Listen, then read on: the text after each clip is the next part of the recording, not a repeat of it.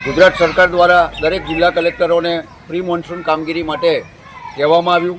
ખેડા જિલ્લા કલેક્ટર દ્વારા પણ પ્રી મોન્સૂન કામગીરીના મિટિંગો કરવામાં આવી. ઠાસરા તાલુકાનું કાલસર ગામ એ પણ આજે આપણે જોઈ રહ્યા છે ત્યારે વરસાદી માહોલની અંદર ગામના પ્રવેશ દ્વાર પાસે જ એક મુખ્ય રસ્તો આવેલો છે. આ રસ્તાનો ઉપયોગ મોટાભાગના લોકો કરતા હોય છે ત્યારે આ રસ્તા પરથી પસાર થતા લોકો આપણે જોઈ રહ્યા છે તે પ્રમાણે રસ્તાની ખૂબ જ ખરાબ હાલત છે. ઠેર ઠેર ખાડા પડી ગયા છે. ખાડા પડવાના કારણે વરસાદી પાણીનો નિકાલ થતો નથી અને પાણીનો ભરાવો થઈ રહ્યો છે. આવતા જતાં ભૂલકાઓ, બાળકો અને વાહન ચાલકોને આ ખાડાઓના કારણે તકલીફ થઈ રહી છે. સરકારની પ્રી મોન્સૂન કામગીરી અહીંયા કથળી ગઈ હોય અને કોઈ પણ પ્રકારની કામગીરી ન થઈ હોય એવું જણાઈ રહ્યું છે.